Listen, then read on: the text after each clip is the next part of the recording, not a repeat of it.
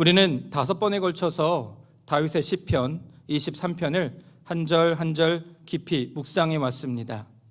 1절에서는 우리는 여호와가 나의 목자가 되실 때 내게 부족함이 없다는 위대한 신앙의 고백을 경험했습니다. 2절과 3절에서는 푸른 풀밭, 쉴만한 물가로 인도하시는 우리 하나님, 선하신 목자 예수님의 깊은 사랑을 경험할 수 있었습니다. 4절에서는 죽음의 그늘 골짜기를 지날지라도 주님께서 늘 우리를 안아주시고 또 때로는 업어주시면서 그 어려운 길을 인도해 주시는, 우리와 함께 하시는 예수님에 관한 은혜를 경험했습니다. 그리고 5절에서는 원수의 눈앞에서 우리에게 풍성한 상을 차려주시고 기름을 부어주심으로 우리의 생명을 지켜주시고 돌봐주시는 선한 목자의 사랑과 은혜에 대해서 나누었습니다. 그리고 이제 오늘 우리는 시편 23편 그 대단원의 마지막 절인 6절에 도착했습니다. 다윗은 양으로서 목자에게 받은 그 모든 사랑과 헌신, 그 은혜를 모두 종합해서 이와 같이 고백합니다. 6절입니다. 진실로 주님의 선하심과 인자하심이 내가 사는 날 동안 나를 따르리니 나는 주님의 집으로 돌아가 영원히 그곳에서 살겠습니다. 이 고백은 단순히 다윗의 감정적인 고백이 아닙니다. 평생을 목자 되신 하나님과 동행했던 다윗이 자신의 인생 전체를 걸고 선포하는 그의 신앙 고백이자 세상을 향해 당당하게 하나님의 은혜를 외치는 자랑이기도 합니다. 오늘 말씀을 통해 다윗의 이 확신에 찬 고백이 저와 여러분의 고백이 되기를 간절히 축원합니다. 먼저 전반부, 6절 전반부를 보겠습니다. 진실로 주님의 선하심과 인자하심이 내가 사는 날 동안 나를 따르리니. 여기서 다윗은 하나님의 성품을 두 가지로 표현합니다. 하나는 선하심이라는 단어고 두 번째는 인자하심이라는 단어입니다.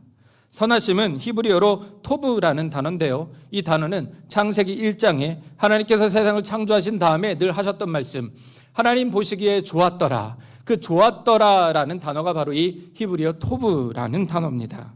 즉 하나님의 선하심은 완전한 좋음, 아름다움, 최상의 유익을 뜻합니다. 하나님 본질적으로 선하신 분이심을 믿으시기 바랍니다. 때로는 내 눈에 내가 겪고 있는 상황이 나빠 보이고 고난처럼 느껴질지라도 선하신 목자가 주시는 것은 결과적으로 내 영혼에 가장 유익하고 선한 것임을 믿는 고백입니다. 그 다음으로 인자하심이라는 단어는 히브리어로 헤세드라는 단어인데요, 이 단어는 성경 전체를 관통하는 아주 중요한 단어입니다. 우리나라 한글로는 자비, 긍휼, 은혜로 번역되긴 하는데 더 정확한 의미는 하나님의 언약에 기초한 변하지 않는 사랑을 의미합니다. 우리는 헤세드라는 하나님의 사랑을 아가페로 더 잘 알고 있습니다. 아가페는 죄인된 우리를 향한 예수님의 조건 없는 사랑, 십자가 사랑을 의미합니다. 사람은 사랑과 형평에 따라서 사랑이 변하고 바뀌기도 합니다. 내 조건에 맞으면 사랑하고 내 조건이 틀어지거나 상황이 변하면 사랑하지 않습니다. 하지만 하나님의 헤세드, 영원히 하지 않는 사랑은 우리가 실패해도 넘어져도 심지어 하나님을 배신하고 도망질지라도 결코 우리를 향한 사랑을 바꾸지 않으십니다. 예수님께서는 우리에게 이 사랑을 아가페의 사랑으로 보여주셨습니다. 예수님께서 우리에게 보여주신 십자가 사랑, 우리를 결코 포기하지 않은 사랑, 예수님을 저주하고 부인하고 배신하고 도망갔다 할지라도 그 베드로를 끝까지 사랑하셨던 그 사랑을 아가페의 사랑으로 우리에게 보여주셨습니다. 더 나아가 예수님께서 우리에게 서로 사랑하라고 말씀하셨을 때 그 바로 서로 사랑하라는 그 사랑이 아가페의 사랑이기도 합니다. 바라기는 이 변하지 않는 사랑이 선한 목자 하나님께서 우리에게 부어주시는 사랑이라는 것을 여러분이 듣고 알고 깨닫고 경험하게 되시기를 간절히 축원합니다. 다윗은 토브와 헤세드 다음으로 본문에서 가장 주목해야 할 단어, 바로 따르리니라는 단어를 이어서 언급하고 있습니다. 여기서 따른다라는 단어는 히브리어로 라다프라는 단어인데요. 이 라다프라는 단어는 단순히 뒤따라간다라는 뜻이 아니라 사실 이 단어는 좀 부정적인 의미에서 쓰여졌던 단어입니다. 특히 원수가 나를 죽이려고 따라올 때, 군대가 나를 해하려고 나를 추적할 때, 그럴 때 바로 이 라다프라는 단어를 사용했는데요. 다윗은 오히려 이 끈질긴 추적, 끈질긴 추격의 의미를 가지고 있는 이 라다프라는 단어를 그 의미를 완전히 전복시켜서 전혀 다르게 적용하고 있습니다. 다윗은 이 단어를 뒤집어서 이렇게 표현합니다. 내 평생의 원수들이 나를 추적한 것이 아니라 하나님의 선하심과 영원히 변치 않는 사랑이 사냥개처럼 나를 끈질기게 추적해 왔습니다 라고 고백하는 것입니다. 이것이 바로 우리가 그토록 간절히 바라는 복음이라는 것을 믿으시기 바랍니다. 내가 하나님을 찾아간 것이 아닙니다. 내가 도망치고 숨으려고 할 때조차 하나님의 은혜가 나를 끈질기게 추적하여 마침내 나를 붙잡은 것입니다. 다윗은 이와 같이 고백합니다. 내가 죽음의 그늘 골짜기를 지날 때에도 하나님의 선하심과 변치 않는 사랑은 기어이 나를 찾아내어 다시 살리셨습니다. 이처럼 끈질기고 포기할 줄 모르는 그 추적의 사랑, 영원히 나를 따르는 그 사랑이 이 시간 오늘 우리가 하나님을 예배할 수 있도록 이곳으로 인도하여 주신 줄 믿으시기 바랍니다. 때로 우리가 힘들어서 넘어지고 좌절하고 절망하고 낙심할 때조차도 하나님께서는 우리의 사랑을 포기하지 않으시고 이와 같이 선하심과 인자하심으로 우리를 끝까지 찾아오셔서 우리를 주님께로 다시 서게 하신다는 것입니다. 다윗은 이 고백 뒤에 아주 강력한 단어 하나를 더 붙입니다. 반드시라는 단어입니다. 이 반드시라는 단어는 히브리어로 아크라는 단어인데요. 이 단어는 틀림없이, 의심할 여지 없이라는 뜻입니다. 하나님의 선하심과 인자하심이 그냥 평생 나를 따라다녔으면 좋겠다, 하나님께서 늘 나를 보호해 주셨으면 좋겠다라는 어떤 추측에 관한 고백이 아니라 오히려 내 인생의 모든 날 단 하루도 예외 없이 하나님은 선하셨습니다. 하나님 나를 지키셨습니다. 하나님은 나를 붙드셨습니다 라는 믿음의 고백이 바로 다윗의 이와 같은 간절한 찬양이라는 것입니다. 바라기는 이러한 은혜가 매일 우리의 삶 가운데 충만하기를 간절히 소망합니다.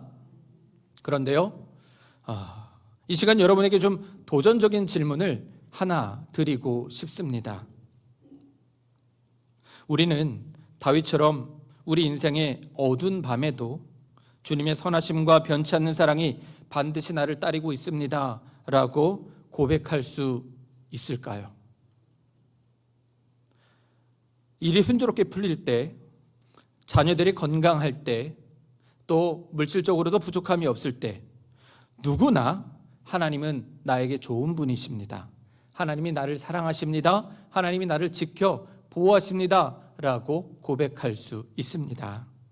하지만 상황이 정반대가 되면 어떨까요? 갑자기 건강검진을 했는데 좋지 않은 결과를 듣게 되었을 때, 청천벽력 같은 소식을 듣게 된다면 우리의 마음이 어떻게 될까요? 피땀 흘려 일궈온 나의 사업장이 갑자기 큰 위기를 맞게 된다면 우리는 그럼에도 불구하고 주님의 선하심과 인자하심이 나를 따르고 있습니다 라고 고백할 수 있을까요? 이때가 바로 우리의 믿음이 진짜인지 아닌지 드러나는 연단의 시간이 됩니다. 우리는 고난을 만나면 가장 먼저 하나님의 사랑을 의심합니다. 하나님이 살아계시다면 어떻게 나에게 그러실 수 있느냐고 하나님께 따지고 항변할 수 있겠지요. 섭섭해하고 화를 내고 원망하고 심지어 교회를 떠날 수도, 신앙을 버릴 수도 있습니다.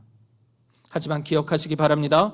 우리의 의심과 원망, 잘못된 판단에도 불구하고 선한 목자 하나님께서는 결코 우리를 포기하지 않으신다는 것입니다. 그 사랑은 반드시 우리를 따르고 따르며 우리가 주님 앞에 온전히 설 수 있도록 우리를 도와주신다는 것, 이것을 우리는 결코 의심해서는 안 됩니다. 양이 미련해서 제 길로 가지만 목자는 그 양을 찾기 위해서 가시덤불에 찔리고 발이 부르트고 찢어지고 온몸에 상처가 날지언정 잃어버린 그 한 마리 양을 반드시 찾아내어 등에 업고 집으로 돌아온다는 것입니다. 이것이 바로 하나님이 말씀하시는 헤세드, 예수님이 보여주신 아가페, 그 놀라운 사랑이라는 것입니다. 로마서 8장 28절 말씀입니다. 하나님을 사랑하는 사람들, 곧 하나님의 뜻대로 부르심을 받은 사람들에게는 모든 일이 서로 협력해서 선을 이룬다는 것을 우리는 압니다. 이 말씀에 따라서 다윗의 인생을 한번 보면 좋겠습니다. 사울 왕에게 쫓기던 그 광야의 15년의 시간, 아들 압살롬에게 배신당하여서 맨발로 도망치던 그 비참한 모든 시간들, 그 모든 시간들이 하나하나 켜켜이 쌓여서 오늘의 다윗을 이루어냈다는 것입니다. 하나님은 다윗의 인생에 있어서 단 한순간도 실수하지 않으셨습니다. 마찬가지로 하나님께서는 여러분의 모든 인생을 통틀어서 단 한순간도 실수하지 않으시고 오늘에 이르기까지 인도해 주셨음을 믿으시기 바랍니다. 어떤 상황에서도 하나님의 선하심과 변치 않는 사랑은 우리를 결코 떠나지 않는다는 것, 이것을 우리는 굳게 믿어야 할 것입니다. 그러므로 우리는 믿음으로 한 걸음 더 나아가야 합니다. 내가 이렇게 끈질기고 포기할 줄 모르는 놀라운 사랑, 하나님의 선하심을 날마다 경험하고 있는데, 그러면 이 사랑을, 이 선하심을 내가 충만하게 받아 누리는 것으로 끝나면 어떻게 될까요? 우리는 지난 시간 5절 말씀을 통해서 다윗의 고백을 들을 수 있었습니다. 내 잔이 넘치나이다. 잔이 넘친다는 것은 컵 밖으로 내용물이 흘러 쏟아져 나온다는 것입니다. 내 안에 채워진 하나님의 선하심과 인자하심이 반드시 내 안에 충만해져서 내 밖으로 흘러 넘친다는 것이 바로 다윗의 고백입니다. 선한 목자는 양들을 한 곳에 오래 머물게 하지 않습니다. 왜냐하면 양들이 한 곳에 오래 머물러 있으면 풀 뿌리까지 다 뜯어 먹게 되고 그러면 그 땅은 황폐해지기 때문입니다. 그래서 선한 목자는 부지런히 양떼를 좋은 곳으로 이동시킵니다. 그런데 이때 놀라운 사실이 하나 나타납니다. 목자를 따라내는 양떼가 지나간 자리마다 그 땅이 비옥해진다는 것이지요. 양은 풀을 먹고 반드시 배설을 하게 되어 있는데 양들이 배설한 그 배설물들은요, 아주 기름지고 영양분이 많아서 땅을 살리는데 아주 좋은 거름이 된다고 합니다. 그래서 양은 온갖 잡초나 가시덤불까지 다 뜯어먹고 그 자리에 배설물을 남기고 지나가면 그 자리는 언제 그랬냐는 듯이 다시 가장 아름답고 좋은 초원으로 변화가 된다는 것이지요. 그래서 고대 문헌을 보면 양들을 황금 발굽의 짐승이라고도 불렀습니다. 왜냐하면 양이 밟고 지나간 땅은 황금처럼 그 땅이 옥토로 변한다고 그들이 경험했기 때문입니다. 양이 지나간 자리에는 아무것도 남는 것이 아니라 오히려 이전보다 더 풍성한 풍요가 남게 됩니다. 그래서 실제로 호주나 뉴질랜드에서는 황무지를 개간할 때 기계를 쓰지 않고 좋은 목자에게 양떼를 맡겨서 그 땅을 밟고 다니게 한다고 합니다. 그러면 얼마 지나지 않아서 그곳은 아름다운 공원과 같이 정말 보기 좋고 살기 좋은 초원으로 바뀌게 된다는 것이지요. 이것이 무엇을 의미하겠습니까?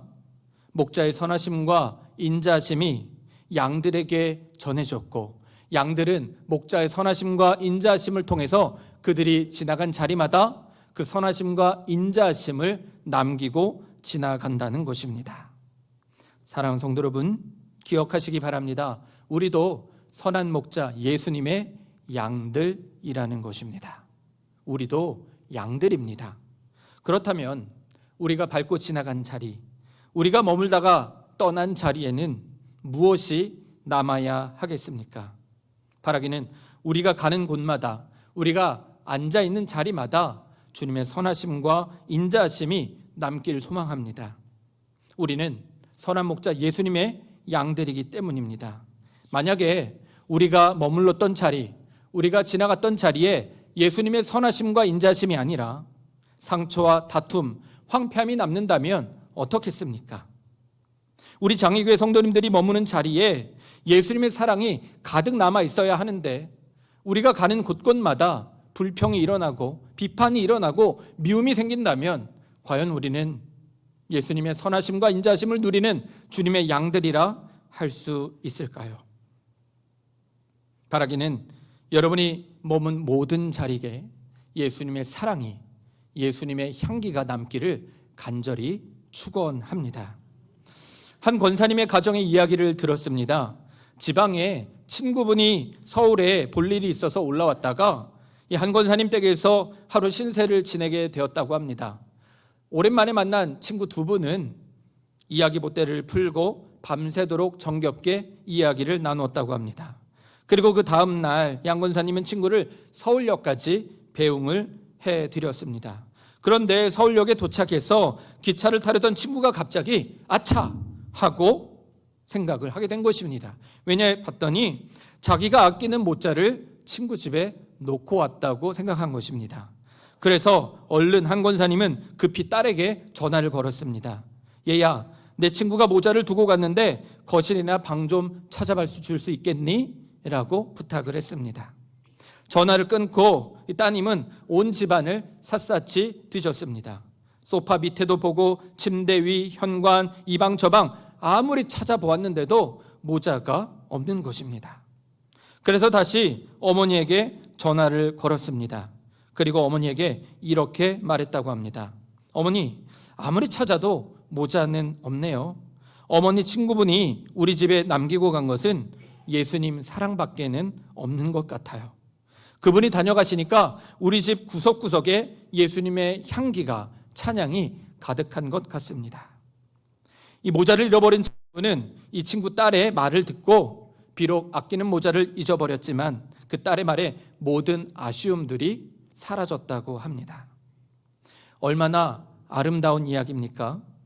친구가 집에 놀러와서 하룻밤을 지냈을 뿐인데 그 친구분이 집을 떠난 그 집안에는 찬양 소리와 또 예수님의 사랑 이야기와 어떻게 예수님을 만나고 경험했는지, 그리고 그간 자기가 어떻게 기도하며 예수님의 사랑을 경험했는지 온갖 예수님의 이야기, 예수님의 사랑, 예수님의 향기의 여운이 가득 남게 되었다는 것입니다.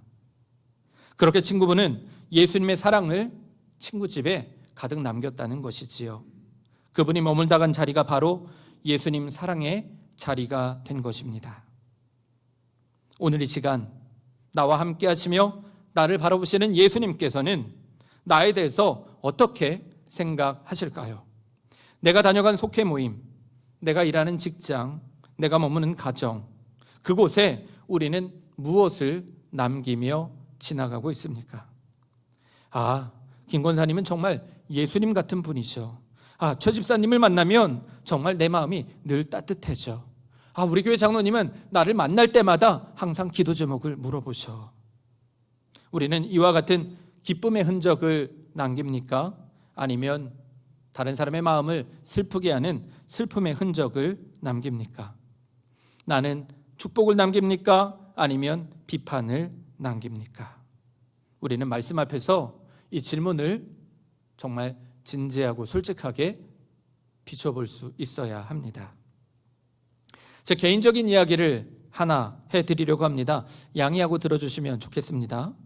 저는 2000년 2월에 강원도 인제에 있는 비무장지대에서 군 복무를 했습니다. 2000년 2월 15일에 강원도 인제의 서하면 설해의 산골짜기에 처음 입대를 하게 되었는데요. 겨울이면 정말 영하 20도, 30도까지 뚝뚝 떨어지는 아주 춥고 힘들고 외로운 곳이었습니다. 근데 제가 2월 15일 날 갓 입대했을 때였습니다. 그때 2월 16일 날 군대를 전역하는 한 병장 한 분이 저를 붙들어다가 이런 이야기를 하는 것입니다. 야, 신병, 군생활 잘하는 방법 내가 하나 알려줄게. 지금부터 26개월 뒤에 네가 나처럼 전역할 때 너와 함께하는 동료들이 네가 떠나는 걸 아쉬워하며 울어주는지, 아니면 네가 떠나는 걸 속으로 기뻐하고 만세를 부르는지 그걸 잘 생각해 봐라. 그게 너의 군 생활의 성적표야. 그때 그분의 말이 제 마음에 깊이 남겨졌습니다. 지금도 그 말은 여전히 제 안에 새겨져 있습니다. 나는 어떤 사람으로 기억될 것인가? 내가 떠날 때 사람들이 박수치며 쾌재를 부르며 좋아한다면 나는 군 생활을 잘못한 거겠지. 하지만 내가 떠날 때 내 동료들이 아쉬워하며 나를 그리워하면 그건 정말 잘 산 인생이다 라는 생각을 가질 수 있었습니다. 그리고 2년 2개월의 시간이 흘러서 제가 전역하는 날이 되었습니다. 300명의 부대원들이 그날 전역하는 모든 사람들을 위해서 두 줄로 서서 축하를 보내고 있었습니다. 제가 그 부대를 나설 때 과연 그들은 어떤 마음이었을까요? 여러분의 상상에 맡기겠습니다. 좋아했을까요? 아니면 슬퍼했을까요? 그때 제 기억에 아직도 생생한 장면이 하나가 있습니다. 이상하게 생각하지는 마시고요. 그 중에 저랑 한 2달 정도 같이 군 생활을 했던 막내 이등병이 제가 전역한다고 하니 저에게 달려와서 제 볼에 뽀뽀를 해주었습니다. 남자에게 뽀뽀받기는 참 처음이었습니다. 그 뽀뽀가 슬퍼서였는지 아니면 제가 떠나니까 기뻐서였는지 물어보지는 못했습니다. 이처럼 우리는 언젠가는 누군가와 만나고 또 누군가와 헤어지게 됩니다. 분명히 하나님께서는 우리를 이 땅에 보내신 다음 하나님 나라로 부르시게 될 겁니다. 만약에 제가 오늘 하나님 나라에 가게 된다면 저의 장례식에서 우리 성도님들은 저를 어떻게 기억하실까요? 말씀을 준비하면서 이 질문을 가지고 이 마지막 페이지를 마무리하는데 정말 많이 망설여졌습니다. 내가 만약 오늘 예배를 마치고 하나님 나라로 가게 된다면 우리 장로님, 권사님, 집사님, 성도님들께서는 저를 어떻게 기억해 주실까? 우리가 남겨야 할 유산은 돈이나 건물이 아닙니다. 바로 예수님께서 우리에게 부어주신 선하심과 인자심의 향기가 남아야 한다는 것입니다. 마태복음 25장에 보면 마지막 날에 예수님께서 모든 사람들을 왼편 오른편으로 나누고 양과 같은 사람들, 염소 같은 사람들이라 부르시며 그들에게 동일한 질문을 던지십니다. 딸아, 아들아, 너는 이 세상에서 누구를 사랑하다 왔느냐? 네가 좋아하는 사람, 너랑 친한 사람, 잘생긴 사람, 돈 많은 사람, 인기가 많은 사람들을 사랑하다 왔느냐? 아니면 지극히 가난하고 헐벗고 목마르고 배고프고 굶주리고 갇혀있고 소외당한 정말 보잘것없는 비천한 사람을 사랑하다 왔느냐? 이 질문은 단 한 사람도 예외 없이 모두가 하나님 앞에서 받아야 하는 마지막 질문입니다. 이 질문 앞에서 우리는 어떻게 대답할 수 있겠습니까? 주님, 저는 사는 날 동안 예수님의 선하심과 인자심을 가장 힘든 사람들에게 남겨놓고 왔습니다. 이와 같이 자신 있게 고백할 수 있는 우리 모두가 되기를 간절히 소망합니다. 말씀을 정리하겠습니다. 사랑하는 성도 여러분, 우리가 걷는 이 인생길이 때로는 사망의 음침한 골짜기처럼 험하고 외로울 수 있습니다. 하지만 두려워하지 마십시오. 우리 뒤에는 주님께서 보내주신 듬직한 경호원이 둘이 있습니다. 그 이름은 하나님의 선하심, 또 다른 이름은 하나님의 영원히 변치 않는 사랑, 헤세드입니다. 이 사랑은 여러분의 평생에 반드시 틀림없이 끝까지 여러분을 추적하며 여러분을 지키고 우리가 넘어질 때마다 우리를 다시 일으켜 세워주실 것입니다. 그러므로 우리는 아무런 걱정이나 염려를 하지 말고 오히려 우리가 받은 그 사랑, 그 선하심을 흘려보낼 수 있어야 합니다. 내 잔이 넘치도록 부어주시는 그 은혜를 가지고 메마른 가정에, 메마른 일터에 지금도 어려움 가운데 있는 우리 이웃들에게 예수 사랑의 사랑을, 예수 사랑의 향기를 남겨주시기 바랍니다. 요한일서 3장 16절입니다. 그리스도께서 우리를 위하여 자기 목숨을 버리셨습니다. 이것으로 우리가 사랑을 알게 되었습니다. 그러므로 우리도 형제 자매를 위하여 목숨을 버리는 것이 마땅합니다. 바라기는 오늘 거룩하고 복된 주일에 오늘만큼은 더더욱 평소 대화를 나눠보지 못한 분들과 함께 사랑 인사를 나눠보시면 어떨까요? 평소에 같이 식사를 하지 않으셨던 분들과 함께 식사를 하시며 이러저런 기도 제목을 물어보시면 어떨까요? 그런 작은 섬김과 실천이 바로 여러분이 머문 자리에 예수님의 선하심과 그 인자한 사랑, 아가페와 헤세드를 남기는 복된 시간이라는 것을 기억하시고 2026년 여러분이 가는 모든 곳곳마다 선하심과 인자하심의 꽃이 피어나기를 간절히 소망합니다.